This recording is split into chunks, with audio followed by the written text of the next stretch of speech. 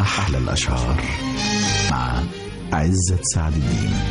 مستمعين الأعزاء، أهلا بكم مع أحلى الأشعار.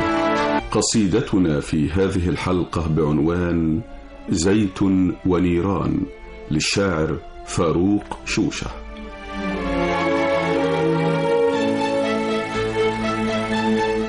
خاشعا أسترق الخطوة إلى الباب اتجهت، حاملا أمسي ويومي وغدا منه اقتربت، وعلى وجهي صلاة في ثناياها سكنت، وتسابيح عميقات برؤياها سبحت.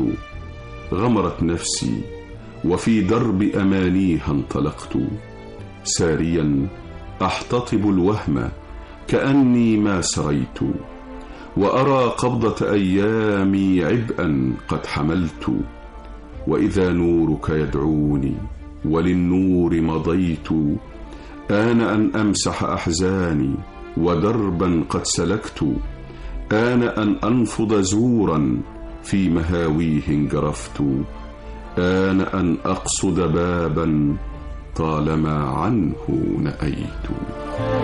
ومضة وانفتح الباب وضيئا فعبرت، عالم سمح الأسارير طواني فانتشيت، ويد في موكب البشرى أشارت فتبعت، وخطى تمثال كالأنغام في صدري سمعت، ونشيد ساحر الإيقاع غنى فطربت، موكب بالمجد طواف طواني فصغرت، صولجان الدين والدنيا وسلطان وصوت، ويح نفسي كلما طالعت آبائي خجلت.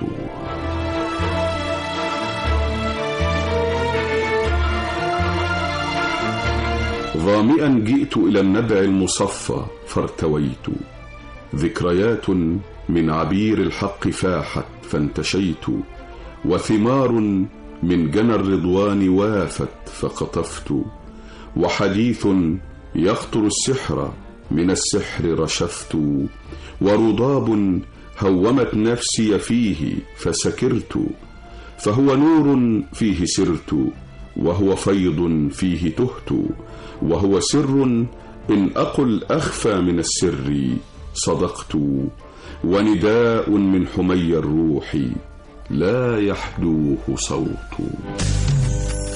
لقاؤنا غدا وأحلى الأشعار.